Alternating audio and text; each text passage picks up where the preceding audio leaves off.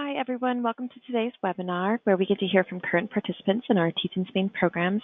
Before I start, I just want to make sure and test out that the sound is working properly. If you can hear my voice, do you mind typing yes into the questions box at the right? Okay, wonderful. I do see that everybody can hear me. So it sounds like the sound is working. You can use the questions box at any time to comment or ask questions that you may have. The webinar today is going to be designed for you to give designed to give you the opportunity to hear firsthand experiences from our current participants in our CIEE Teach in Spain programs.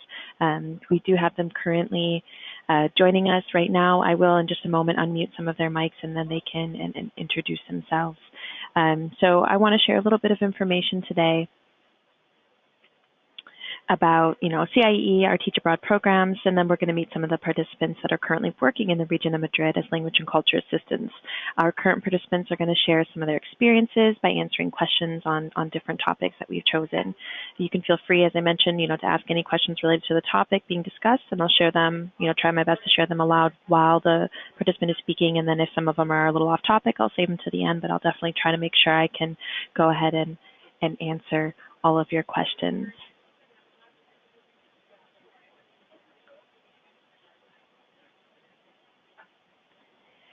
First, I'd like to take a minute to explain who I am and what CIEE is. CIEE is a nonprofit, non-governmental organization and one of the oldest and most prominent cultural and educational exchange organizations worldwide. We have 70 years of experience in a wide variety of programs in the U.S. and around the world, and we've helped thousands of people gain the skills that they need to live and work in an interdependent and culturally diverse world. We pride ourselves on offering programs that are comprehensive, relevant, and of the highest quality. Our programs include Teach Abroad, Study Abroad, high school and gap year exchanges, work exchanges, camp exchanges, and so many more. Here you can see at the bottom, you can see our Teach Abroad team. We all work here in Portland, Maine, and all of us have taught and lived abroad before. And so we're here to be your problem solvers, advisors, and guides through your Teach Abroad experience. My name is Samantha, and you'll see me right in the middle here. And I'm I'm the U.S.-based program coordinator for our Teach in Spain programs. In university, I studied for an academic year in Granada, Spain. So I have had some time studying in Spain, and then I also recently just returned from 2 years teaching English in South Korea.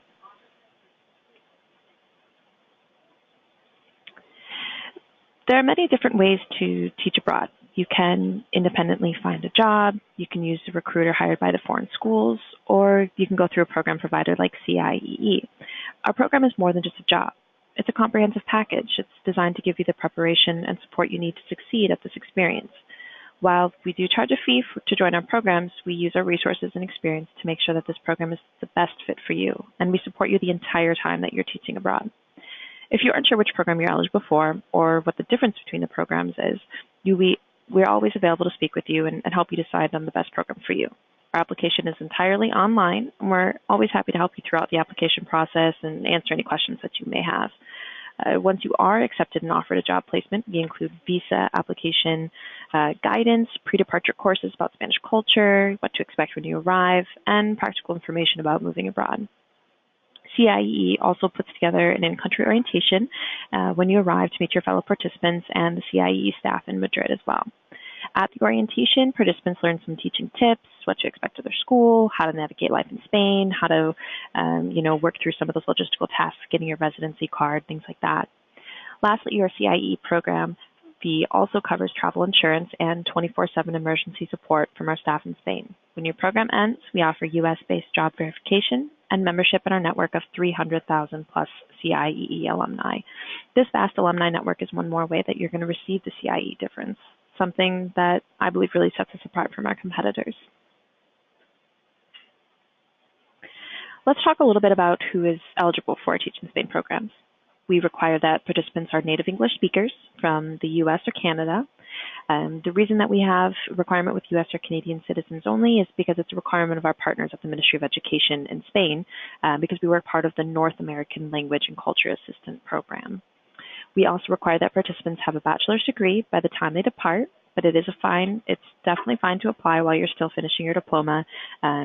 We can get proof of your, expected graduation date and still accept you into the program. There is no formal teaching experience or certifications required for this program, although I do think becoming TOEFL certified can really make you a stronger applicant, a more confident teacher, and it's just a better way to get you more prepared and for your teaching commitment. Lastly, our programs do require that you speak a little bit of Spanish. Some of the Spanish required is going to be different for each program, and that's something that we can discuss later as well. So here you can see some of the programs that we offer for our Teach in Spain programs. We have our main Teach in Spain, kind of our flagship main program that we have, our Teach in Spain Basics, which is meant for upper advanced Spanish speakers and those that have had teaching experience or experience living abroad, as well as our Teach in Spain Language Immersion programs. We have 2 and 4 week for those, and those are meant for, or maybe better suited for, participants that have maybe more beginning level Spanish.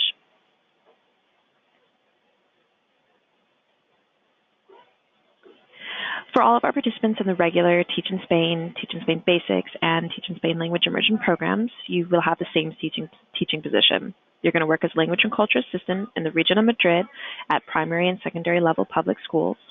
In all of these programs, you're going to be paid €1,000 a month as a scholarship or a stipend from the Spanish government. And you're also going to be responsible for your own long-term housing after orientation. Orientation can be anywhere, depending on which program you're in, 2 to 4 days long. And then after that, you would be responsible for continuing to find housing, search for that. We'll definitely give you the resources and help for that as well. And most language and culture assistants choose to rent an apartment with another participant, cheaper rent, a little bit less stressful to kind of be able to take on that task with someone as well. And I'm sure our participants can share a little bit about that in just a moment as well. One more thing before we start to hear from some of our current participants is I just want to talk a little bit more about the position itself and what it means to be a language and culture assistant. As part of a nationwide government-sponsored multilingual initiative, CIEE places participants as language and culture assistants in primary and secondary public schools in the region of Madrid. The language and culture assistant plays an essential role in increasing cultural and linguistic understanding between the citizens of Spain and North America. Your duties will vary depending on the school that you're hosted by. As native English speakers with unparalleled insight into the U.S. culture or North American culture, participants will stimulate their students' interest and greatly improve their oral communication abilities. You will not only be teaching English classes, but if you are in a bilingual school, you may also lead activities in English in classes of different subjects, such as science, art, or physical education. Program participants may work with entire classes or small groups of students to develop speaking, listening, reading, and writing skills and cultural understanding. In many schools, sometimes the teaching assistant will also teach English to members of the school staff. That is limited to 2 hours per week, so you will primarily be with the students.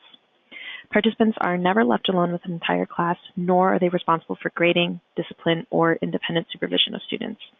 You will be expected to teach 16 hours a week, but you can also agree to participate in or lead other activities outside of that time.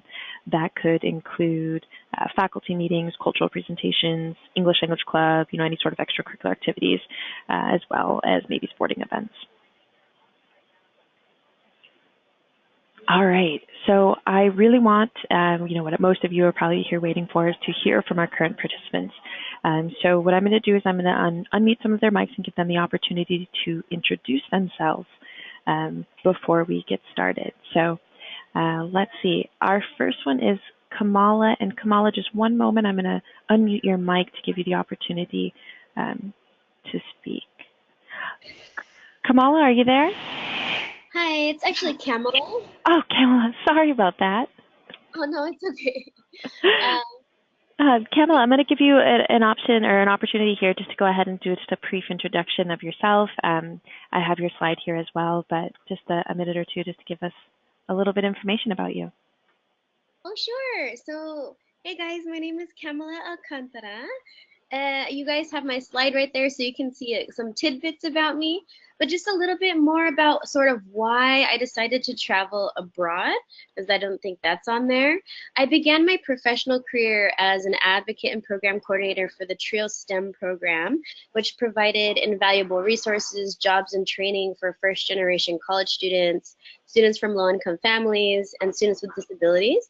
And the job was a dream, but I just had this urge to see and do more, and I wanted to make an impact on a global scale. So that's sort of why I wanted to sort of teach abroad. It was just this opportunity that I could not pass up. I just want to say welcome to everyone who's listening. I was actually one of you guys listening a year ago, and I was just enthralled by everything. If you guys have any questions at all, definitely ask. It's been so amazing living here and teaching here. I have my master's already, and I have my undergrad, so you can see that I was in the business field, I was in the professional career field for a while, and then I came back. So I didn't just graduate from undergrad, so maybe some of you are a little bit older. I'm turning 28 tomorrow. So there's a lot of different people who come out here for many different reasons, but if you're just wondering or if you're on the fence, you should definitely do it if you can. That's Awesome. all. Yeah. Kamala, and I apologize for pronouncing it. I've been pronouncing it wrong this whole time. Oh, Kamala, thank you. And happy early birthday to you. hey. All right, so I'm going to put you back on mute for just a quick second till we get to the questions, Kamala, and I'm going to let Lauren introduce herself. So, Lauren, I am going to unmute your mic. Lauren, are you there? Yes. Hi, Lauren. Do you want to take just a quick minute and briefly introduce yourself? I'll get your slide up here. Yeah, sounds great. So, hi, I'm Lauren. So I am recently graduated. I was that person who recently graduated from University of Michigan. And honestly, practically speaking, I wanted to do this because I wanted in the past to become a Spanish teacher. And one of the requirements in the United States is to have a certain level of Spanish. So I thought immersion would be the best. So I wanted to come here. And now since coming here, I don't know what I want to do with my life now that I've taught English almost full time. I also do online work.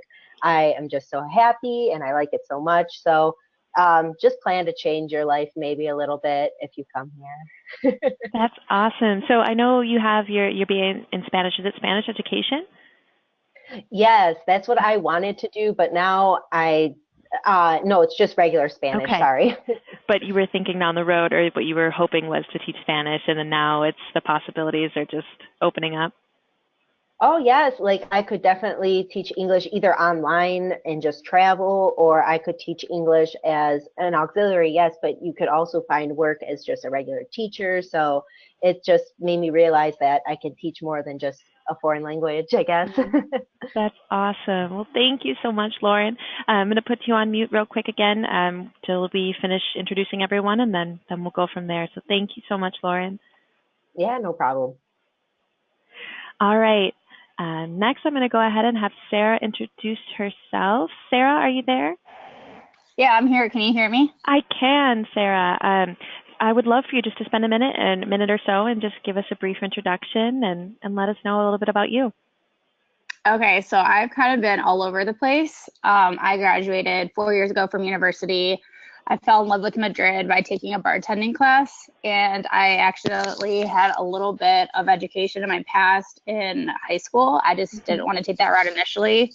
So I was happy to come back to Madrid and practice my Spanish and go back into the education field. And I've had an open mind and been traveling and doing all things Spanish related to get the full cultural immersion. That is awesome. And so what year did you graduate from college? I graduated 2014. Okay. Awesome. And you had mentioned that you fell in love with Madrid from a bartending class? Yeah, so I took EBS, European Bartending School. I've been bartending since I turned 21 because I've always had this urge to travel, and I felt like that was the easiest way to network with people and to make the most amount of money. So I just followed that path, even though I know it's not going to be a long-term career. I just kind of get my foot in the right direction. It did. It definitely did. It seemed like it opened up so many opportunities. That's really great to hear. That's cool. Thank you. All right, Sarah, I'm going to put you on mute real quick. We have one more participant that I'm going to have introduce her today as well, okay? Thank you. Okay. You're welcome. Tessa, are you there today? Hi. Oh, it's Tessa. Sorry. I Oh, get Tessa a lot, though. sorry, Tessa, Kamala, Tessa, I'm so sorry. No, All it's right. okay. It's the spelling. Okay, Tessa, I would love for you to just take a quick moment to introduce yourself. All right. Hi, my name is Tessa. I am from Virginia, or well, originally from Zambia, but I've grown up in Virginia. I actually studied Spanish in university, and I also wanted to teach, but you do need a sort of higher level of fluency, and I figured that going abroad would be the best opportunity for me to do this. And also, I'd never been out of the US, and besides going to Zambia to visit, I was also a recent grad, so I graduated last year, didn't know what I wanted to do, Mm-hmm. kind of got this corporate job, and then I was just like, I really don't like this, so came here and to teach English. Awesome. Yeah, I feel like it can definitely be really easy to get kind of sucked into that, everyday 9 to 5 thing. And if you don't try now when you're younger, it can be a lot harder. So I'm glad you did that and came abroad. You said it was and pretty much your first time abroad then? Yeah, so this is my first time abroad by myself ever. So this was an amazing experience. It was also a little nerve-wracking because I'm so used to being at least a couple hours from family, like just driving. Even when Mm-hmm. I moved, because I moved into the DC area to work, but I was so close to home, like 2 hours. So like on weekends, I can just go home and be with the family. And I think this was more of branching out for me and sort of getting away from family and sort of figuring out, more of what I want to do to open a lot more doors and like, okay, I'm able to do more things. And I sort of had this, well, I guess the blinder vision on of what I thought was only able to do with a Mm-hmm. degree in Spanish, and this changed it a lot. Wow, that is awesome. It really seems like all of you have just seen the possibilities and just grown so much in the short time that you've been there. So that's really great. Thank you so much, Tessa. I think I'm actually gonna leave you unmuted because I do believe you are part of our first question for participants. So I'm gonna mute you real quick, but I'll unmute you in just a moment. But thank you, Tessa. Okay. All right, and so we did have a fifth participant today, Ansley. She was unable to make it today, but just as a quick introduction, she's one of our current participants as well. She was having just some home repair home repair issues that came up, and so she's unable to make it. But we will move forward. So some of the topics today that I wanted to talk about and having the participants answer are going to be, cultural differences. What are things that you noticed when you first arrived compared to something, things back home, how that works. Finding housing. So many people, it's a really stressful piece to your initial part when you're here. And so, or when you're in Spain, it can be very stressful. So it's really nice to maybe hear from participants that have been there and, kind of know the good, the bad, and the ugly of it all. Another thing is going to be commuting and traveling. Traveling, commuting to work, or being in and out of the country, maybe traveling on the weekends. A lot of participants are going to have those 3 days off. And so, how does that work and everything? Also teaching at your host school. What's it like with your Spanish teachers, with other, local or the other foreign teachers that are at your school, the grades, things like that, as well as food, eating out, grocery shopping, all of that. And hopefully some more information about health as well, going to the doctor, pharmacies, things like that. So our first topic is going to be cultural differences. I'm going to open that up to Kamala and Tessa. Kamala, I'm going to unmute both of yours and Tessa's, but Kamala, just because you're the first on the list, I'm going to let you kind of start out, and then Tessa, I'll let you join in on second. But both of your mutes are unmiked. Kamala, I'm going to kind of open the floor to you. Can you talk about cultural differences a little bit? Sure. Just to give a general overview, because I have a list. There's like over 50. I can think of 50 different cultural differences off the top of my head. But just to give you guys a general overview, so cultural differences, the hugest things that you're going to notice right when you get here. Obviously, the weather is going to be maybe a little bit different than your state.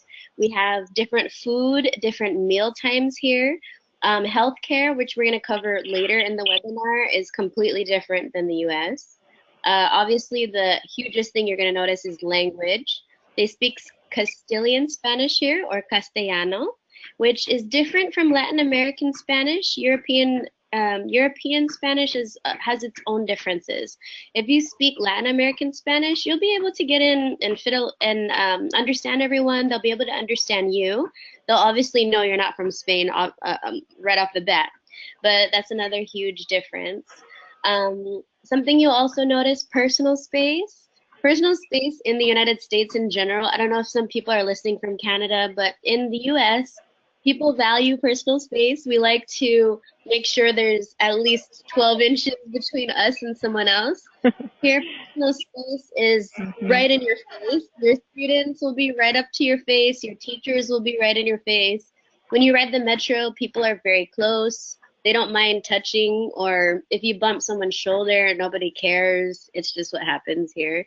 Currency is very different. We use euros here. Just a really quick note, don't exchange when you go to the airport. Exchange when you get to a bank here, because at the airport, they'll charge you at a higher rate. And then also, just another huge cultural difference, it's very informal here. So if you speak Spanish, they use the tú form, they use the vosotros form, which is kind of like y'all. Vosotros is y'all. You don't use the more formal term usted here unless you're talking to someone very, very, very, very, very old, like your grandma or grandpa. So even for, sorry, Kamala, even for like your principal or anything like that, do you use usted? Oh, no, we don't use usted for our principal. Actually, when you're in your classes, the students, they'll call you profe if they're not very efficient in English yet, or they'll call you by your first name. So typically in most primary, secondary schools, they're going to call you by your first name. You're not going to hear a lot of like Mrs. blah, blah, blah, Mr., Mrs. blah, blah, blah. It's mostly your first name. Both of those are the hugest things. I can expand a little bit more on food. I'm not sure how much time I have to talk about this part, but with food, the meal times are so different from in the United States. And you'll see that reflected in the restaurants that you go to. And then also when you make Spanish friends. So I have a couple of Spanish friends here. And then obviously in school, we have different meal times.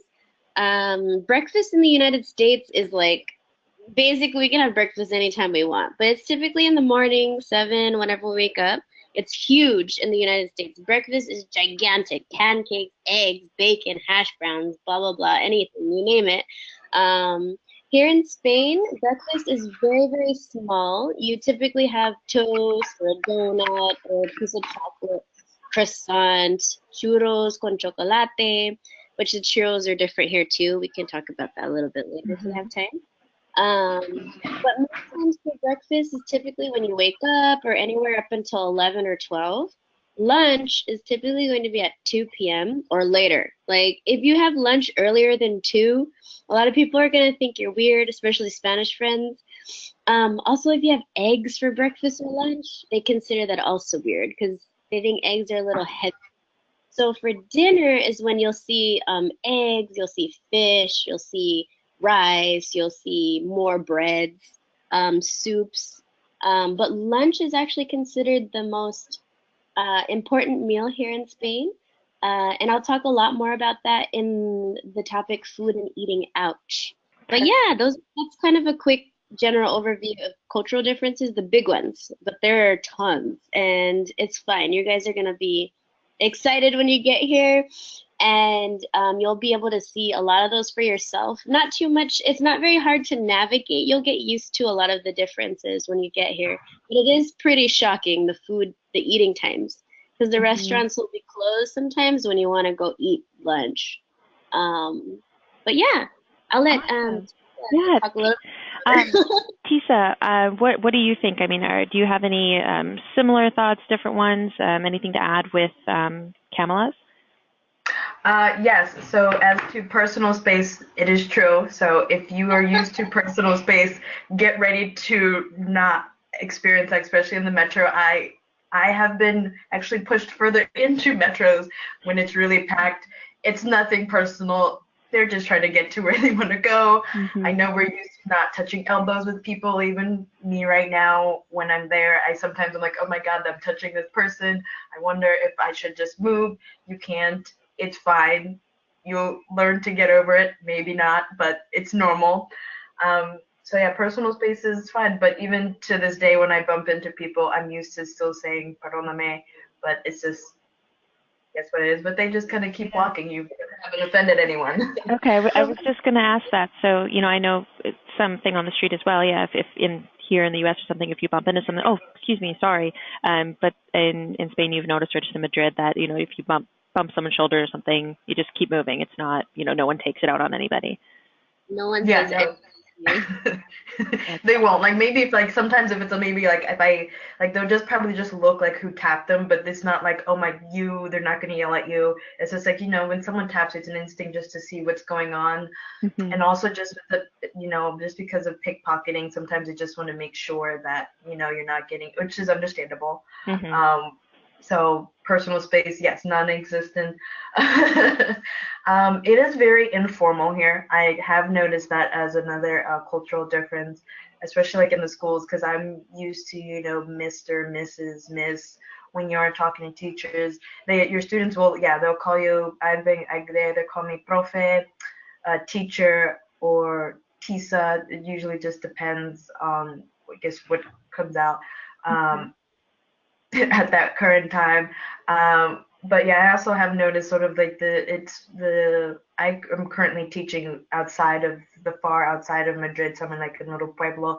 So it's a little different because like compared to any schools here in the center of Madrid, they're pretty rural, and so there's a little bit of a difference of what I hear from other auxiliaries when they're teaching and in the location that they're teaching in the center, and then where I am teaching. Mm-hmm. But it's very, it's informal. We talk to other teachers, and using the to form, you don't need to be formal.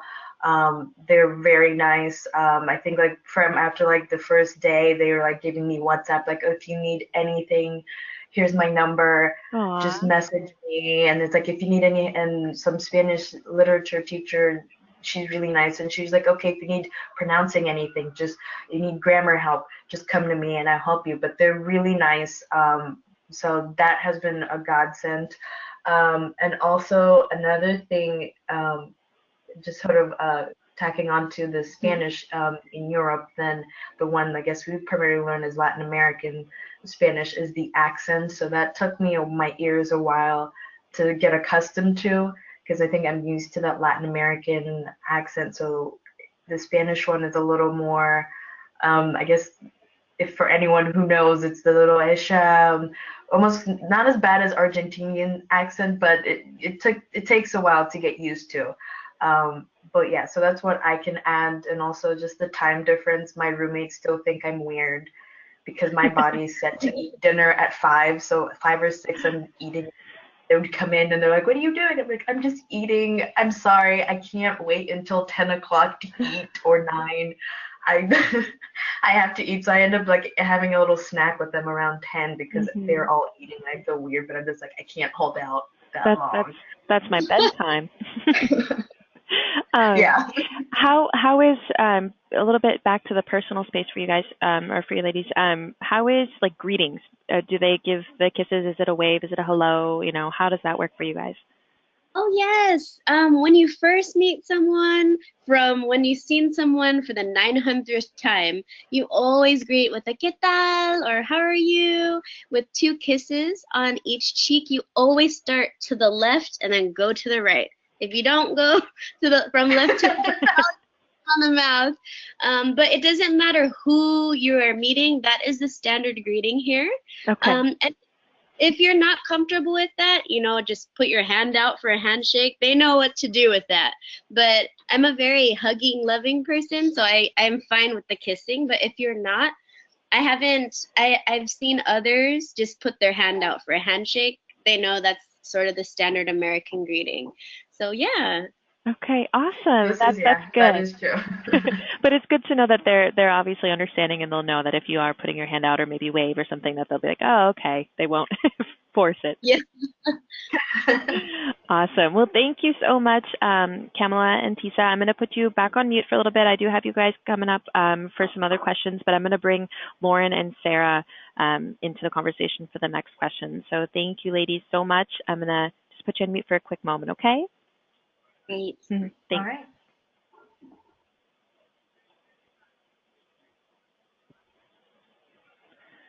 All right, so our next question is, or our next topic is going to be finding housing. So I'm going to unmute Lauren and Sarah here. All right, Lauren, can you hear me? Yes. Okay, Lauren, I'm going to let you start off. Just tell us a little bit about kind of your housing experience. Like, what was it like finding housing for yourself, and kind of go from there. All right. So honestly, okay, to start off with, I'm not actually like a typical, like, oh, I went through Idealista or one of the major sites people use. I actually came here knowing where I was going to stay. Okay, A cool. friend of a friend. Yeah, it was really cool. I knew a friend of a friend. So I came in. My whole point of telling this story is that please make sure you have a contract before you live somewhere. No matter if it's a friend of a friend, no matter if it's your uncle, I don't care who it is, please have a contract. Because what ended up happening for me is the situation pretty much she kept on kicking out. We had another roommate and she kept on kicking out the roommate, the third party person, and she did this twice, and then I just started feeling so uncomfortable, and there was no contract stating that if I paid I can live there. I'm just thinking I'm going to get kicked out at any moment. So it was just a really horrible beginning of my experience, and luckily once again, a friend told me about their landlord who was looking for someone to live with them in exchange for just private lessons. So now I live with my friend's landlord. I do not pay any rent whatsoever. And all I have to do is teach her for 8 hours a week.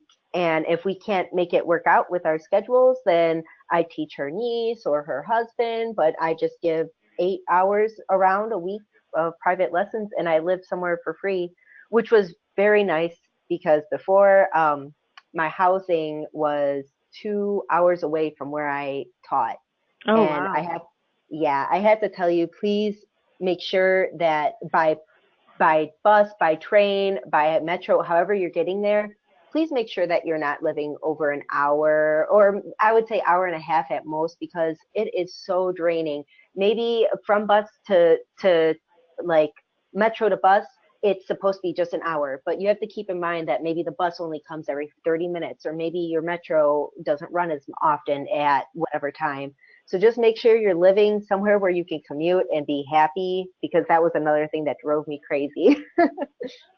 Wow, yeah. Would you say that it's common to commute an hour, hour and a half? I mean, 2 hours does definitely seems excessive. Yeah, I would say anywhere around an hour, especially if you're somewhere outside the city. My placement is very far south. I'm actually right near like in between pretty much Toledo and Madrid. I'm very close to Toledo. I teach very far south, and I live actually in Toledo instead of technically in Madrid. And Oh, I'm a 10-minute bus ride now instead of oh, commuting wow. 2 hours. That's really nice. And so with your landlord, was that was just by knowing someone? It wasn't maybe through a program or anything like that? Because I know there are programs where you can kind of do an exchange, live with someone in exchange for tutoring. Yeah, so I'm pretty sure CIEE provided us with several different websites you can Mm-hmm. actually find where you could maybe tutor like children or something like that and live somewhere for free or discount. But for me, I just thought this was best, only 8 hours per week. And the landlord was very welcome to working with my schedule. And pretty much she often is busy during the weekends with her job. So I almost essentially have the weekends off for the most part. And Wow. it just seemed like a really, really great opportunity. And she was very sweet when I met her. That's another thing too. When you do housing, the best way to get housing is to actually call people and to talk to them, even face to face. That's Mm-hmm. what you'll see more often instead of just like an email, like, oh, hi, how are you? Like that stuff is not as effective as talking to someone. Okay, that's good to know. Definitely, and it makes more sense to make them a little bit of a connection with them as well that way. Yeah. How big is your apartment? Is it a 2 bedroom, 3 bed? I mean, is it just you and the landlord there? Oof. Well, actually, now I live in a house technically. Mm-hmm. Wow. So, Yeah, I know. I feel like I'm like back in the US. So my bedroom is quite large. I have two twins beds, enough room for like a desk. I have a huge like double closet to myself. I have my own bathroom, which I'm very sorry, but unless you live in a house or you're paying some good money, you're not going to have this. My room, my room before was a 3-bedroom apartment. Each of us had enough room for a twin size bed in our room. We had a wardrobe, and that was it. We shared a bathroom, all three of us. We shared a kitchen, all three of us, and everything was so tiny. And I'm going to tell you now, everything's just tiny. So sorry, don't be too disappointed. It's just like that. I imagine just the European style. Everything's, apartments smaller, just don't need as many things or as much space. Yeah, you're going to see that the most in Madrid too, because the further out you go from the city center, the bigger maybe you'll find accommodations to be. Thank you, Lauren. Sarah, how was your experience finding housing? It definitely was a process, just like with everybody else. But one thing that doesn't pertain to me that I wanted to tell everybody that's listening, I knew somebody in my orientation group that did Babel Bridges, and I think that's similar to what she was explaining. But with that, it's you find a host family and you have your teaching schedule like Monday through Thursday or Tuesday through Friday. And then in addition, you're kind of like a live-in nanny or like au pair guest where you would speak English with like the children or your host family for an exchange for free meals and rent. So for those like looking to save money, I would definitely recommend Babel Bridges and just get a contract through that. And they had a good experience with that? Yeah. Okay. So the one girl that I've talked to that is doing that, she loves her host family and they've taken her on holidays when we have breaks. But for me, I have a 45-minute bus ride and it's kind of hard because the bus comes every half hour. So if you miss it or you're running late, then you're totally going to be late for work. Because then if it's not Metro, it's like on a set schedule. And my commute's about 50 minutes, I think is average. But I wouldn't recommend commuting over an hour and a half. Like if you have to do a few Metro stops and then do like a cercanía, because it's just so draining, especially on the way home. I imagine. I also recommend living with international students. There's a lot of Erasmus students. There's a lot of universities rather than living people from CIEE. Just get out of your comfort zone. Because what I've noticed is there's a lot of girls in my orientation group. They made connections and felt very comfortable with each other, and they just live with each other. And because of that, it refused them to branch out. And I live with all Spanish. And it helps because I hear the language in the house and I'm not constantly speaking English all the time. Would you say that really has helped your Spanish then? I mean, if you really, if your goal is to just improve your Spanish, like finding those Spanish roommates was a good idea? Oh yeah, absolutely. It was like one of the best decisions. It's super helpful. Did you go through a site like Idealista? Yeah, I did Idealista. And how big is your place then? You said you have 3 roommates? So there's actually 6 bedrooms. One of them just moved out. And each room's rented separately rather than like the whole apartment itself. And all the gazebos or like gas and bills were included. So that's another thing to look at. So I know that like no matter how electricity is going to be used, I'm paying one flat rate. So I can put that into my budget. So there's 6 of us. We have a kitchen, like a normal sized bathroom. I have a pretty decent sized room. Since I've been out of college and like living on my own, and I didn't want to go backwards and resort to a twin bed. So I paid the extra money to get a decent sized bed and a decent sized room because that like makes or breaks. Like if you're going home to a little piso and like a little room, you can't do anything. It like really cramps your style and prevents you from doing things, especially since you're living in Spain and you're going to want to have a lot of overnight guests, like friends and family that come to see you. So also keep that in mind. Could you give us an idea roughly how much rent is? I mean, as far as you feel comfortable in a range of what you would say rent is then for, you said. Yeah, so for me, I live by the metro stop Avenida de America, and it's actually in the outskirts of Barrio Salamanca, which is kind of a nicer neighborhood because that's where I have to catch my bus in the morning. So I'm paying 460 euros for a decent sized room, a full bed, and all my electrical and like gas and internet's included. And it's also typical here to have a maid clean on Fridays. Wow. I've talked to like a lot of other, common rooms clean. That's included. far. Like to get to Seoul, like the main center, it takes usually about 30 minutes, but. Wow. And so so you said you came with a bed. I'm assuming it comes with like a wardrobe. Are they, everything else furnished? Is it the, utensils in the kitchen furnished, everything like that? Yeah, it's super common to have everything furnished. Awesome. Like it'll say on Ideal, check it out. So you just buy your own bedding and like hangers and stuff to kind of like room up the room with your personal touch. But came with a desk, shelves. That's also really common though in Spain. Awesome. And then so there's no dryers, right? It's typically just a washing machine. Yeah, it's just a washing machine, and you get like a drying rack. It usually comes in the house. Okay. Awesome. I'm trying to see if there were other questions. Did you have a contract, right, for your lease? Yeah, I do have a contract. Okay. And so my visa expires the program until June 30th, and so my contract goes until then. And then you usually have to pay a deposit and then your deposit back just to make sure that the room is in the condition that you left it. Okay. Great. Awesome. That's really, really helpful. Thank you, Lauren and Sarah. I'm going to put you back on mute. Actually, Sarah, I think I'm going to leave you off or open here because you're going to be in the next question. But Lauren, I'm going to put you on mute real quick, okay? All right.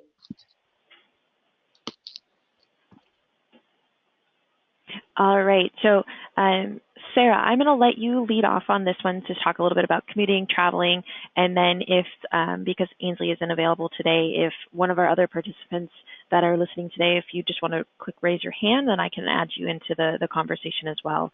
But Sarah, I'm going to kind of let you start this off. Is that okay? Yeah, of course. Awesome. Thank you. So like I said, I live in Barrio Salamanca, which is kind of not in the center. It's more of like the outskirts. And in my head, I'm like, oh, like I'm so far from Seoul, which is like center. Like I'm so far from everything. But in reality, each barrio has their nightlife, has their restaurants, has their grocery stores, has their gyms. So I don't even think like commuting is a thing because everything you need is right there. There's metro stops in Madrid basically every 7 minutes where you walk. So that's helpful. I did a lot of traveling while I was here. So I guess I could talk more about that. For example, did you do a lot of traveling? Like, so do you have 3-day weekends? Yeah, so I have off Mondays, which in my head I was like, oh, I really want it off Fridays. But it worked out in my favor because most plane tickets are cheaper on Mondays than coming Sunday if you had to teach Mondays. So that worked out in my favor. And I use this website called Skiplagged, Skip and then LAGGED.com. And I put in the dates I'm available, like what time I would be able to catch the earliest flight on Friday when I'm done teaching. And if there's like a really early flight on Tuesday, a late night flight on Monday to come back, and it tells the cheapest city to fly to. Oh, wow. So like Toulouse, France, is really cheap. And like, what's that? Fly to Portugal. What's the website called? Skiplagged. Skiplagged? Yeah. Okay, awesome. That's really great. Thank you.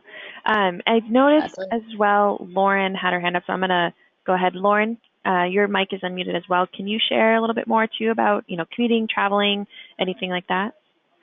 Yeah, so I was like a master commuter, I'd say, since I lived in Cuatro Caminos, which is the northern part of Madrid, kind of. I think any far north, you're going into Monte Carmelo, but I was at Cuatro Caminos.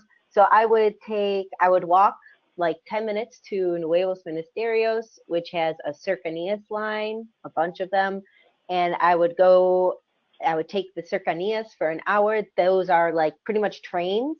Mm-hmm. They run, depending on where you're going and the time of day, pretty frequently or depending. For me, mine ran every, I'd say 15 minutes or so during the rush hour period in the morning.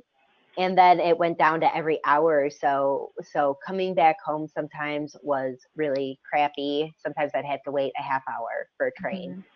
Mm-hmm. Also, your abono, which I'm very lucky, yay, I'm under, I think the age is 26.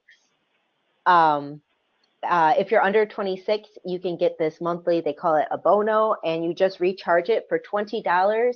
You can use the Cercanías, the metro, any bus line inside of the region of Madrid. And is that unlimited? Yes, that is unlimited. Okay. And for so 1 month. For 1 month. And then if you're over that 26 years of age, right, it goes up a little bit depending. Is it just if you're over 26, doesn't matter? 26 or older, then it's a different price, correct? Yeah, so if you're 26 or older, you're really going to want to live as close as possible to the place you're teaching or within reason, because the bono, I believe, depending on what zones you'll have to go through, let's say you have to go through all the zones, which is pretty much what my roommate does now. I think she pays $90 for her a bono.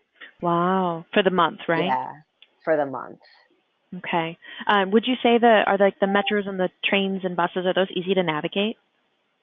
Yeah, so honestly, it is incredibly easy. There are apps you can use, but honestly, there are the signs. If you can read, if you know the name of where you are going and where you need to go, there are signs everywhere, and they literally have arrows and you just walk.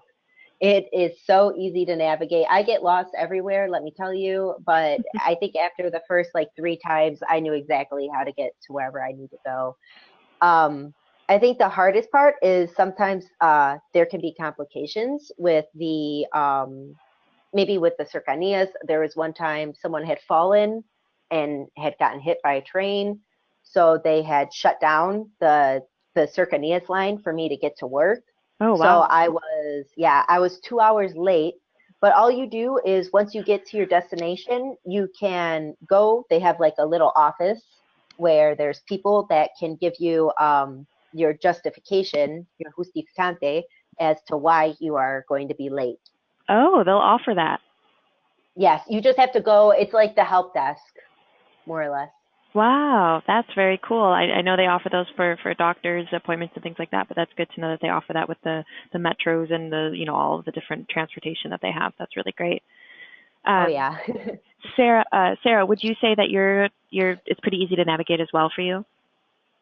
Oh, it's super easy. Google Maps is like a real lifesaver. It syncs the metro with it, so it tells you what line to switch at. Even if you're unfamiliar, you're just exploring and you know what line you need to get home, you can just enter any metro and see what connects to where. Okay. You know that you have to make it to, even if you're at line 7. Awesome. And either Lauren or Sarah, do they have like Uber or any of those sort of things, that we have here, Lyft, Uber, things like that? They have Uber. Sometimes Cabify is cheaper. I don't know if it's just a Spanish company or if it's all of Europe, but when you use Google Maps, you can see the distance to walk, the lines, and what transportation's running. It shows the night buses as well, or it shows you where the nearest drivers are and how much it is. So it'll give a estimate of Cabify, My Taxi, and Uber. So you can choose what the cheapest are. Cool. That's very nice. Thank you. I'm going to move on to the next topic here. If there were any other questions from other participants, real quick, I have a question asking about how long is the metro open till? Is it 24 hours a day? Is it closed at all? I would get to the metro by 1:30 for the last ride, and then it opens back up at 6 a.m. Okay, so 1:30 a.m. is the last one, and then it closes up until 6 a.m.? Yeah, pretty much. I usually, if I'm relying on the metro to get home, I usually try to make sure I get there inside at 1:30 because you never know, and then they run less often. So usually the metro will come every 6-7 minutes, but then when it gets to be 1:30, sometimes it'll take 10-15 minutes, and then I get nervous that it's going to shut early, especially on Sunday nights. Okay. Tessa, I'm going to unmute you real quick. Did you have anything to add to the commuting, traveling piece? Yes, I did. I was also going to say that there is the My Taxi app. So that's how you can get a taxi anywhere because there are taxis everywhere. I know taxis are sort of dying, except unless you live in a big city like New York. It's like Uber, but My Taxi is an app you can actually use to get taxis. So you don't have to worry about an Uber. They're clean. You can see them everywhere. They're white and a red stripe. And also for the metros, it does close at 2, But they also do have the buos, which are like the night buses that can sort of run around. You can ride them until like the metro opens. So that is also an option to ride the night bus. And I do believe Google Apps also does keep that on. You can find a route and find a night bus. It'll drop you off. You probably have to walk a little bit. It won't make as many stops as the metro, but the night bus or the buo is also another option as well. And it's usually, it would be obviously a cheaper option than, doing My Taxi or something like that. Yeah, because then you'd be just using your Abono, your card, because the Abono is good for all public transportation, buses, trains, cercanías, metros. So you can use that the same way as you use it during the day. If you want to ride the bus, you just scan in and you won't have to worry about paying. I think it saves a lot more money if you just catch the night bus, if you happen to miss it, so you don't have to worry about budgeting that out. Yeah, thank you. That's really smart. Okay, so we're going to move to the next topic. So Tessa, I'm going to leave you unmuted, and Lauren as well. But Tessa, can you tell us a little bit about what it's like to teach at your host school? Yes, absolutely. So I teach in Humanes, which is a lot further south. It's actually pretty close to Toledo. And the way they arrange when you teach, they sort of break you up. So they split, there's 4 auxiliaries, and they split you up between the English classes and also these other subjects, because I teach at a bilingual school. So for me, I teach the 2nd of ASO and 4th of ASO, which when you learn about the different difference between the educational system here. So I teach about 12-year-olds up to 16-year-olds, maybe pushing it to 17, but that's the sort of age group I have. So I have them for English, and then primarily the subject I actually teach outside of that is actually music. So the way it has worked out with my school, since I primarily teach music in English, it's always me and the music teacher in the class, and they sort of given me 1 hour with her out of that 16 working hours for us to do lesson plans, so we can create presentations, and I can help her as well, because she didn't study English. So sometimes she asks me if this is how you say something, or if she's saying something correctly, and which is great because I actually was a music nerd in high school, so for me it's fun going back. I'm able to teach these, and I'm teaching them new information, and they get to learn about different types of music. And so that's the way it works out for me. Did you get to choose the music piece, the subject, or did you talk to your bilingual coordinator and see these are the subjects I like? How did you get into the music? So I actually, before teaching, before even I had to be there for the teaching position, because around October 1st, I had actually just gone to the school and just like take a look around and see where it is and just to navigate. And I just so happened that the coordinator was there, and she ended up talking to me, and I was like, well, these are the things this is what I majored in, and these are my interests. And from there, she kind of was like, put it together and said, well, I'll let you know. And she was like, are you fine teaching music? And I was like, yeah, sure, I'm completely fine with that. So that's kind of how I got into music. And I was just like, I just went in to introduce myself, just to say hi. I was able to meet the teachers from the English department. They were doing like a lesson plan. So it was nice to sort of get a visual where I was actually going to be for 9 months. So that's actually how I ended up doing that. And I feel that's actually good. Just send an email to the coordinator, see if you can stop by, introduce yourself. And I feel like they'll be able to sort of understand and sort of figure out where they can place you. That's awesome. And so how many classes a day would you say you teach? It actually varies. So I think from usually about 2 or 3, except for like on a Tuesday, whereas I have the most music classes, so that tends to bump up to 5 classes. But yeah, so it's only like maybe one long day for me, and then the rest of them it's like 2 to 3 classes, and they're spaced out. So you always have like a break. You can grab a cup of coffee from the cafeteria, or I think they call it cantina at my school. So the cantina, but you can get coffee and like the tortilla, which is the Spanish omelet, the tortillas. And so that's what I usually do if I have a break, or I work on little presentations, because usually the teachers that give me half of the students, and they will give me what topic they're working in, and they'll give me the page, and then I usually try to plan a fun activity, just in case I finish early with the workbook page you've given me, which tends to happen, and it's just like a review building on that, like maybe a Jeopardy game, or if it's vocabulary, doing like a hangman where I have to write a clue for them and they have to figure it out and break them into teams because they love competing against each other. Aw, awesome. That's really cool. Thank you, Tessa. I'm going to see, Lauren, do you have any, or how, pardon me, what is teaching, like for you on an average day? Yeah, so I'm pretty lucky. I think I work Monday through Thursday. I have 4 classes a day.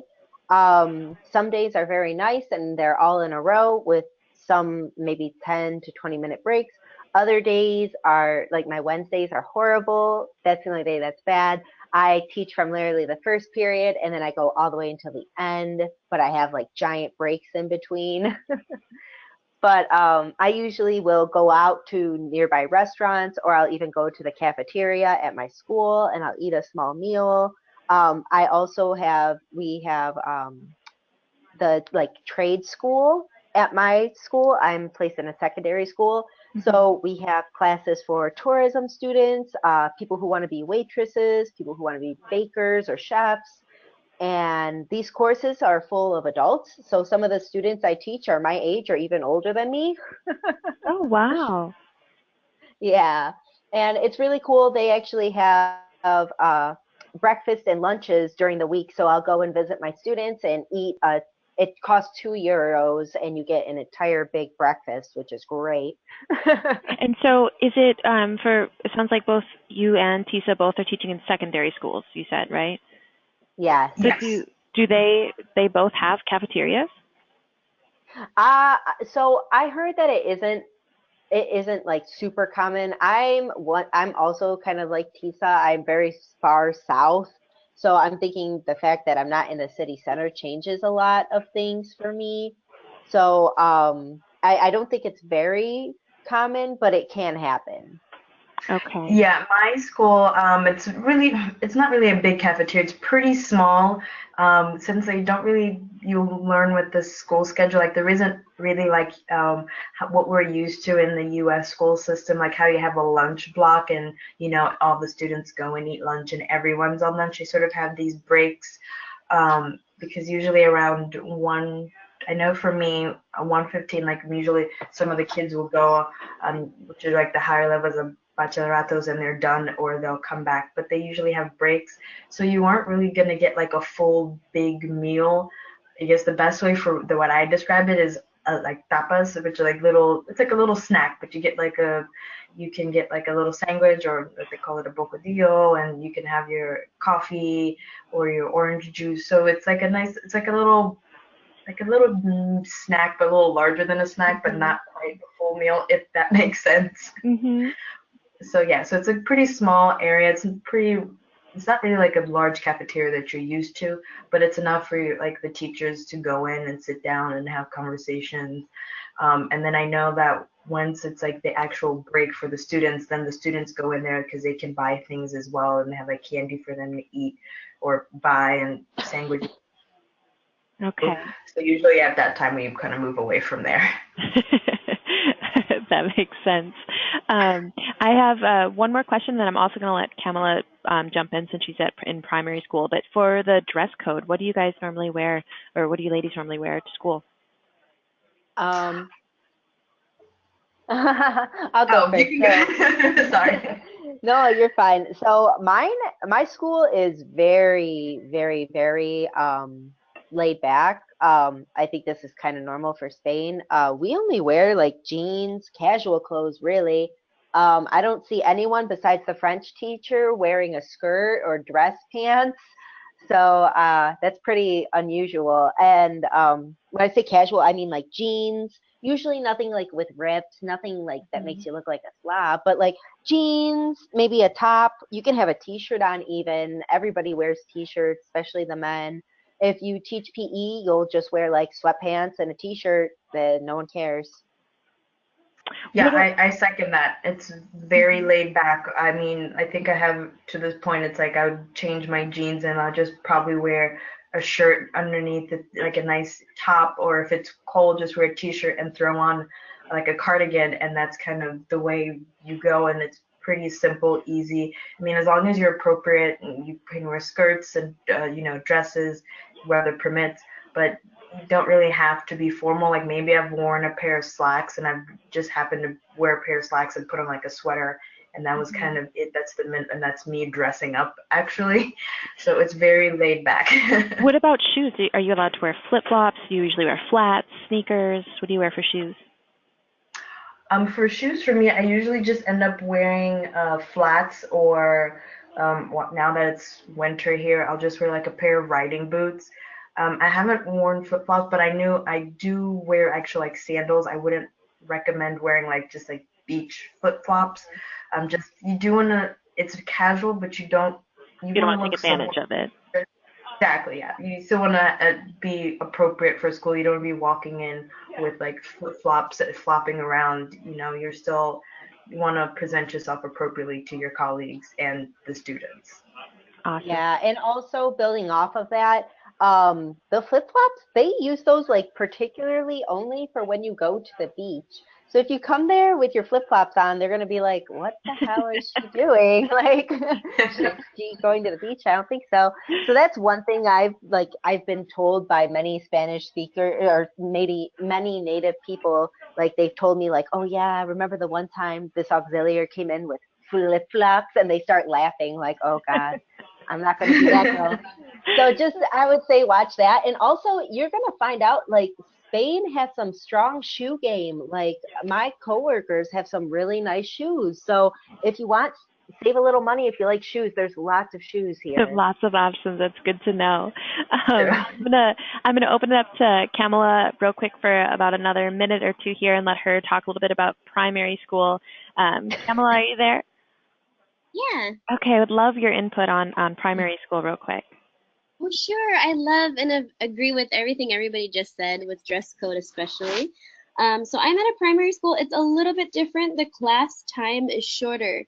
So my longest days, obviously, I teach 4 days a week. Mondays and Tuesdays, I come in from 9 a.m. to 4 p.m. A lot of primary schools get out at 2, so I'm just a little bit later.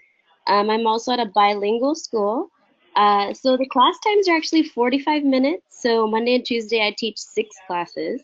I'm also a little bit more in a lot of the other grades. I'm in primarily 2nd and 4th grade, but then I'm also in 6th and 3rd grade as well. It's super awesome, and you guys will be asked. I've heard this so many times, and I've read this from other bloggers at CIEE. You'll get asked like on the fly to present about something, or you might be given the chance to teach an entire lesson, or maybe you're just helping people in the back. You'll get like 3 little students, and you have to just talk to them verbally. Maybe you'll be asked to administer oral exams. So there's a lot of different things you can do in primary school, and I think it's absolutely amazing because we have the opportunity to act out, be funny with them, dance, and this is really weird, but a lot of the kids love to do the dab here. I don't know where they learned it. I'm sure in secondary school they do it too. I did want to say that my school is super, super chill on the dress code. Some of them come in ripped jeans. Some of them wear shorts with leggings on under, so you can wear shorts with leggings. And they were wearing Converse, like just regular. So it really do not bring business clothes or nice teacher clothes with you. I brought some, and it's a waste of space in your luggage, so don't do it. There's super cheap clothes here, super beautiful cheap shoes. So I would leave, I wouldn't bring a bunch of shoes with you here. Like I think Lauren said, there's some cute shoes here and they're super cheap. So there's lots of opportunity to do some shopping while you're here. Yeah. Oh, and one huge thing that I worried about, the schedule. So you're going to either make your schedule with your school or you can have suggestions, I've heard. Some people, they come and their schedule's set. I actually emailed my school a week before. I was like, hey, can I come talk to you guys about the schedule? And they let me choose what grades I wanted to teach, and they let me choose what sort of which day I wanted a half day. So Thursdays, I only come in from 9 a.m. to 12:30. And then Wednesday, I come in late. Monday and Tuesday, 9 to 4. So it's pretty awesome. I have a half day Thursday and then I'm off Friday. So it almost feels like I have 4 days off. Yeah, So that is amazing. Wow. yeah, but that's all I wanted to put in there. Well, Definitely. thank you. For either one of you, all three of your mics are unmuted, but for real quick, so you're teaching those 16 hours. How much prep work are you doing? Are you spending a lot of time outside of that 16 hours prepping for work?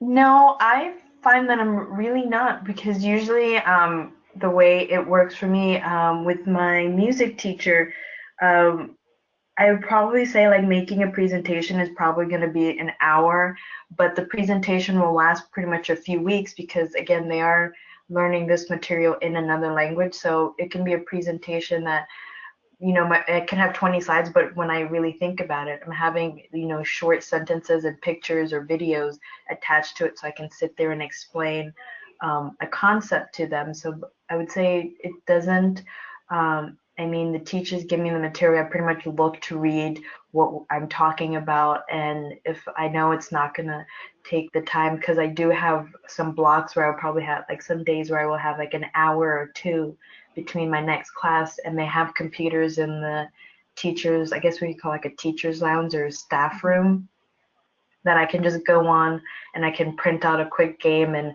have them make photocopies, and I have them on deck just in case anything. But really outside of that time, I would say maybe on a week where I have to do something, it's maybe an hour, maybe two, and that's pushing it, where I'm doing outside prep work. Now with the Cambridge exam, maybe like a little more, but it's still within that hour to two, Okay. maybe once every 3 weeks.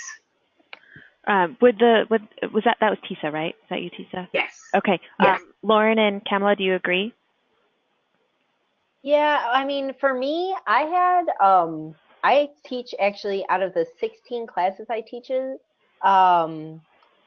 14 of them are English classes. So in the beginning of the year, a lot of the teachers were just like, hey, find something for this holiday, because, at the beginning of the year, we have Halloween, then Thanksgiving, then Christmas. Mm-hmm. So like a lot of them would be like, sometimes they'd be like, oh, do Christmas. And then I could reuse my stuff. But a lot of my teachers just wanted me to use the whole hour. So I found myself doing a lot of work in the beginning. And now there's another auxiliary who also teaches English. So we will split the grades up, and sometimes she'll make maybe a really good lesson. She'll be like, hey, Lauren, you should use this. And we just trade resources all the time now, so we don't have to do too much. That's awesome. That's really good. Thank you. I'm going to, just because we're cutting it close on time, so I'm going to jump over to the next topic, but I do appreciate you three sharing with us on that. I'm going to so next one is going to be food, eating out, grocery shopping. Kamala, I'm going to let you kind of lead on that one, and then if anyone else wants to chime in, just let me know. You can do the raise hand option on there, on the GoToWebinar piece. Oh, sure. Yeah. Okay. Hey, guys, it's Kamala again. I am a huge foodie. And when I came to Spain, I was a little nervous because I didn't actually do any research as to what the food was like here. There is a lot of Spanish traditional foods that you have to try and that you'll definitely find at your school. Definitely hook up with your Spanish teachers and ask them sort of what their favorite Spanish restaurants are. But when you get to Madrid, there are so many restaurants here. So many. You're going to find a range of $1 sign to $4 sign restaurants. What you'll probably love a lot if you're on the budget side but also want some really good food is here in Spain they have what's called Menú del Día, and that is basically a 3-course meal. And a lot of restaurants offer it on the weekdays, and it comes with a primary course, and then a secondary course, and then a postre, which is a dessert. or a coffee, or you can choose, and then you can also choose a wine, beer, and water. And usually it's like anywhere from 8 to 15 euros, which is super great because a lot of restaurants let you share with another person too. And it's so much food. So you'll definitely sometimes have enough for 2 to 3 people to eat and share one. Wow. I'm not sure how many restaurants actually let you share, but we've been to a couple now. Seoul, which is like where the center is, there's probably thousands of restaurants just in that area, but there's so many great neighborhoods for eating, and alcohol is super cheap here. So if you go out, if you go eat at a restaurant and you ask for, I don't know, let's say you want a rum and coke, there some of the restaurants they'll ask you to tell them when you want to stop them from pouring. They'll come over with a cup with ice, rum, and they'll pour the rum, and they'll say, "Tell me when." And like you could literally have them finish the bottle in your cup, and then they'll put some coke in it. You know what I mean? It's just there's so many great options here. You just really have to walk around and find some. The hugest thing that I was sad about is I'm from Arizona. I'm from Phoenix, Arizona, so I'm used to eating a lot of Mexican food, and there's no Mexican food here that you will know from Mexico or from Phoenix. They have a lot of Tex-Mex restaurants here. So if you're craving Mexican food, eat as much as you can before you leave. And there's a lot of great restaurants you have to try. You're gonna probably hear there's tacos. It's Takos. You have to try it. They're good tacos. They're €1. The margaritas are only €4. Um, as far as just to switch gears really quick to the traditional Spanish food, something you're gonna notice everywhere you go is there's tons of bakeries here. A lot of the bakeries don't accept card. They usually have minimums of like 10 to 15 euros. So if you want to just grab a quick breakfast, there's so many places you can go to get a croissant, to get a baked goods, to get chocolate baked goods, and it's gonna range from like less than €1 to €5 or something like that. And also you're gonna see ham everywhere. Spanish people freaking love ham. You're gonna see big legs, like big pig legs, almost everywhere on every corner. They have ham everywhere. So if you love ham, you're gonna love Spain a lot. If you don't love ham, there's tons of other food for you, so don't worry. Um, and also we have a lot of grocery stores here. I want to switch gears to grocery stores because I have grocery stores on here. You're gonna find a lot of different brands for grocery stores, the same as in the United States. I'm from Arizona, and then I lived in Boston. So there's stores that are similar to Stop and Shop. There's stores similar to Fry's, Bashas', Albertsons. You're gonna find smaller grocery stores here, and then you're gonna find the big, huge super grocery stores where they have 2, 3 floors. So you'll be able to find a lot of the things like the brands that you know in the United States, like Heinz ketchup. There's ramen here, so you can survive off of that if you need any. But they do have the grocery stores. If you read blogs, you'll read that sometimes there's people who have to get your fruits and vegetables for you. That's not as common anymore here now. You can just go into any grocery store. It's not typical to, like Americans do, have gigantic carts and just fill a cart. Typically, when you go to the grocery store, you're going to just have like a bag with you. They do charge you 5 to 15 cents to take your groceries in a plastic bag. So I definitely suggest bringing a grocery store bag or buying one when you get here. It's not very common to buy a ton of groceries for 2 to 3 weeks. It's more common to buy something like every day that you need to make for dinner that night, or it's more common to just buy for the week, like a bread and some ham and some cheese to make sandwiches and whatever items you make for that week. So typically you're gonna grocery shop for just that week, not for an entire army. And then also you'll find that grocery stores are gonna have different closing times. You definitely want to look at the windows and see when they actually close. And it's called Carrefour. Carrefour, it's Carrefour. A lot of them are 24/7.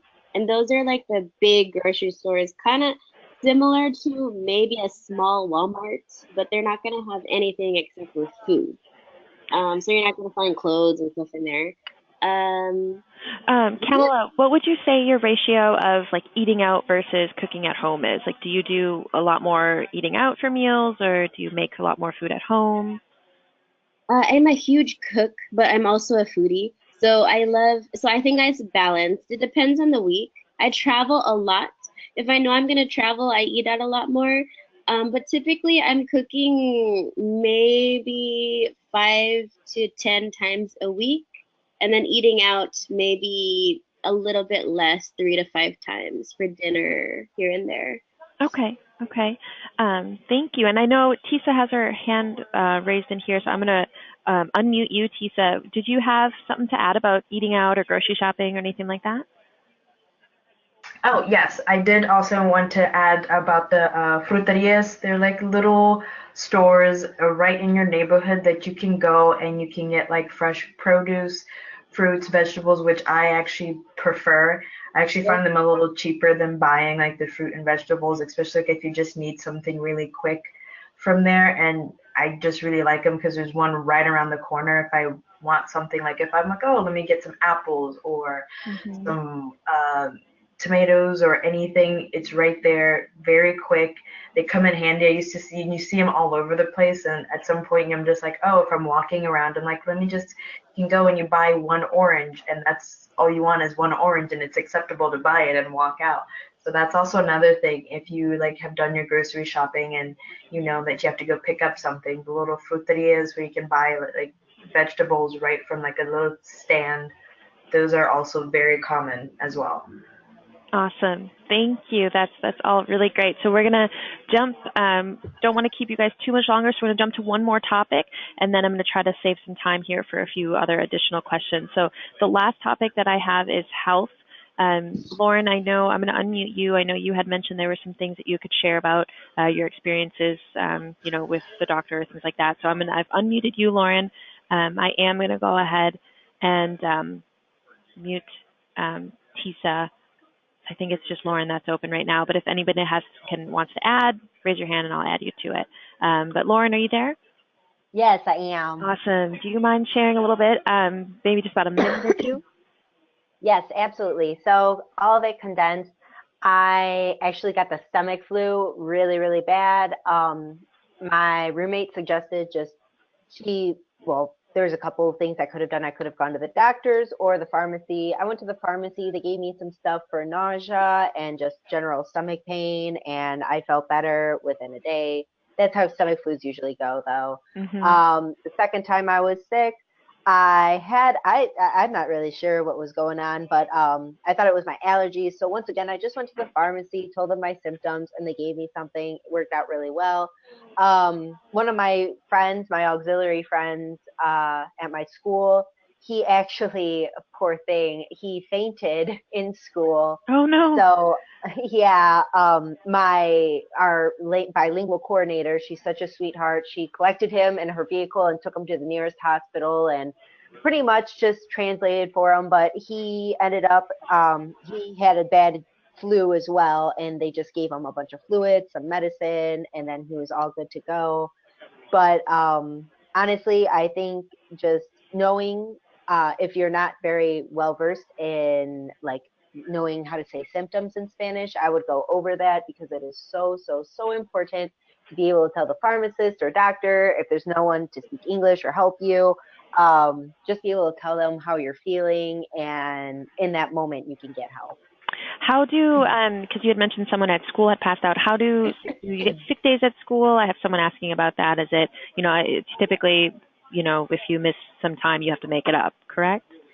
Yes, exactly. So for me, for traveling, I actually was delayed by the superstorm that happened during Christmas. I went back home to the U.S. for Christmas.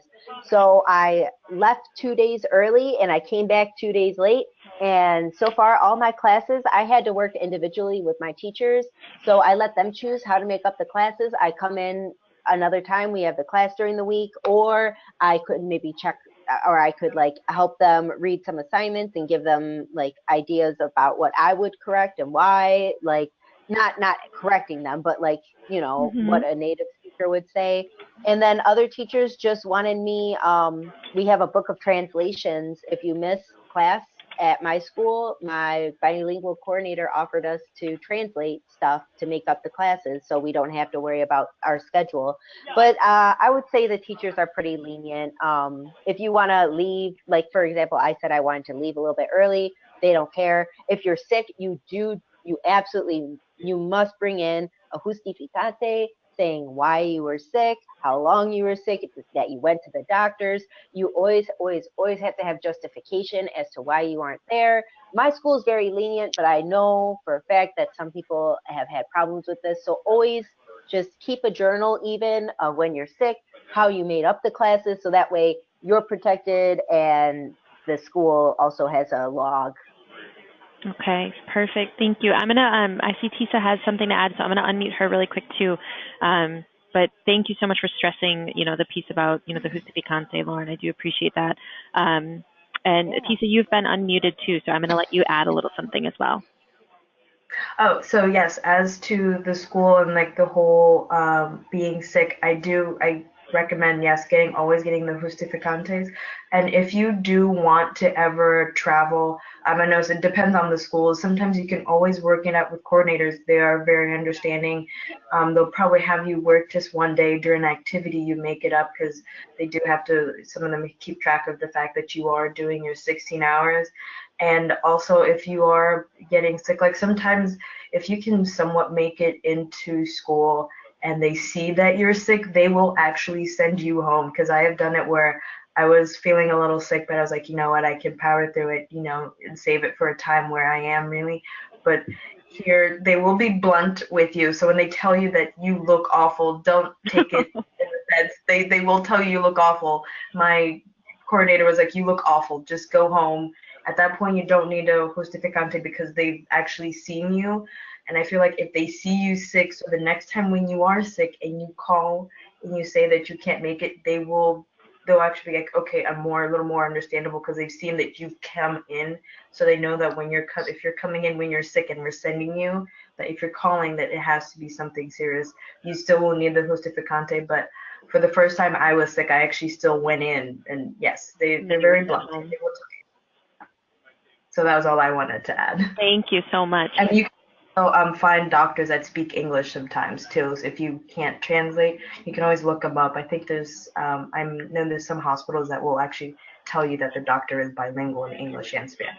Oh, that's really great to hear. That's good to know. Thank you. So we are pretty much out of time, but I know there were some participants that were kind of asking about tutoring.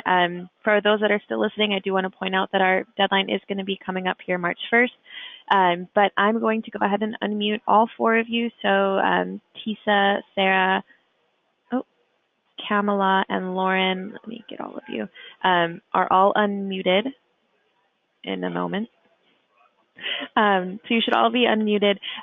But can any of you share a little bit about tutoring and how you make up, with that, out of that 16 hours, is that enough to live? Do you tutor on the side to make up for that? Can anybody kind of share a little bit about that quick? Yeah, so I actually do tutor. So I actually tutor only 3 times a week. So I tutor on Tuesday through Thursday. And you will be able to find tutorings galore. Like you can, the Facebook page, you'll be able to find them, people posting them. If you can't find them, it's just, I don't know where you must be living under a rock not to see everyone posting these tutorings. I actually tutor 5 kids, but they're sets of siblings. So on Tuesday I have a set of 2 brothers, and on Wednesday and Thursday I have 3 kids, and I tutor them for 2 hours. Combined, the mom wants them to have, because they do go to a bilingual school, but just have like practice outside of school. And and it's great, you get communication with the parents and they tell you what they want, and usually you can talk to them about it and what they're expecting from their kids. I mean, you can do more if you want. The only reason I did that is so that Fridays, if I want to travel, because I have that off, I don't have to worry about constantly rescheduling a Friday tutoring session. So I just kept it during the week, and Monday, it's a Monday, you're just coming into the week, but you can always set it up the way you want. Mine are actually not within where I teach, so I get home and rest for a couple hours and then go. Some people have theirs right in the Pueblo, like near where they teach some of their students, which makes it easier for them. But yes, you will definitely be able to find tutoring, so I find it very helpful. And you cater the price you want to charge depending on where they are. If they're in a little Pueblo, maybe start at 15, and if they live like closer into the center, I'd say maybe starting off at 20. So you just cater it to what you um, think or your judgment based on, the economic situation of that family or the area. Thank you. And that's per hour, correct? Yes, per hour. Okay, perfect. So I'm going to close it up here in just a few minutes. So is there any additional advice that each of you can maybe just give some parting advice? I'm going to start off with Kamala. Can you offer any parting advice or anything to our listeners and to any of the future participants? Oh, sure. Yeah. So, really quick, there's so much I could tell you. First of all, I'm a CIEE blogger, so go to the CIEE blog page for Teach in Spain. There is so many resources there from current participants, including myself. I blog at least 1 to 2 times per week. Go there, read it, follow me on Instagram, ask me a million questions, do whatever you want.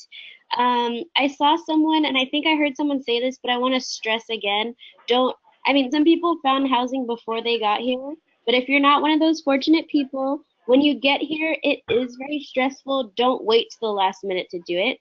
Find housing as soon as possible, call people, don't just email them, call them, and actually go and see the place, because that was the most stressful part for me coming to Spain, finding somewhere to live. And I also live in Barrio Salamanca. It's so nice. It's like Scottsdale in Arizona. It's like I love living here. Aw. Close to everything. And Kamala, you arrived in August, right? I did.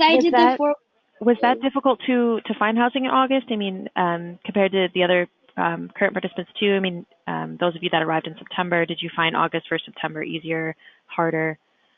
Yeah, so August, since I was here right away, it was awesome. But my situation's different. I came here with my fiance, and he came here 4 weeks after me, and so we actually have our whole piso to ourselves. We're not just renting a room. We have the entire apartment. So it was harder to find an entire apartment, but I had a lot of friends who came in August with me. They found housing like that. Like if you have a room, if you lower your expectations a tiny, tiny bit, you're not going to get a gigantic room, maybe a smaller room, but it has a bathroom and everything you need. You'll be fine. Just be aggressive about it and make that your top priority here, aside from the paperwork with CIEE. Awesome. Thank you, Kamala. And Lauren, do you have any parting words or advice for our participants and our applicants?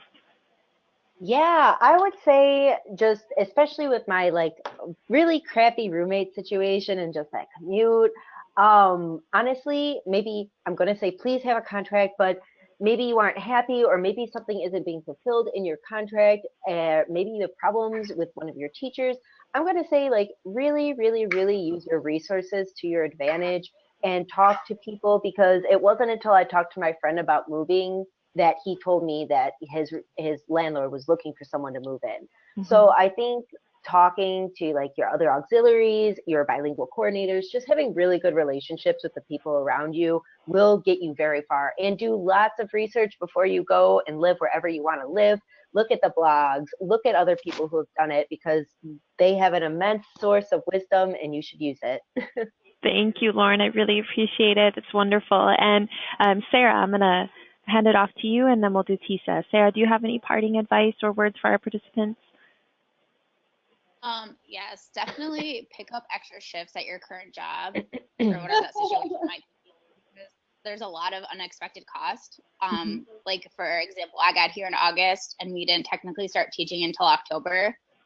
So that's living in Madrid for essentially 2 months without a paycheck, and you're meeting people and you want to do all these things and you don't want to be the broke friend, like, because going out to eat is like a social thing. You're making new friends, you're getting acclimated into the community, so you don't want to hold off on doing these activities because you don't have the money. So if you could pick up extra shifts and save your pennies, it'll be well worth it. How much did you save to come to Spain, or how much would you recommend saving? I'm like horrible with budgeting, so that I literally have no idea. I just like don't, I'm not organized in a sense to numbers. In my head, it just like, does this make sense? Is this smart? And then I go from there. But How about Kamala, Lauren, or Tessa? Do you have a recommendation for savings? How much to come? Yes, yes, Yeah. this is Kamala. I was a university advisor for budgeting, and I helped students with this. You have to really look at how much you spend on food, and you have to look at how much are you able to bring, and just set a realistic goal. Don't get Starbucks for a couple weeks, and you can save $100 in a month. But when you come to Spain, when you secure housing, most of the time you're going to have to pay an upfront deposit for your apartment or your piso or your room. So that could be a couple $100 right there. So you have to be realistic about how much is your budget for housing in general. With the 1,000 euros, I suggest no more than 400 euros just for your piso, because that's already a huge chunk, almost 50% of your budget already. Food, gym, I pay for gym, I pay for maybe 100 euros a month for food. But when you first come to Spain in that 2 months, I would definitely have, it depends how cushy a life you want, but I at least suggest $2,000 to $3,000. I came with over 5,000 just because I was saving it a lot and I love to travel. But travel is so cheap here. You can find flights for 40 euros.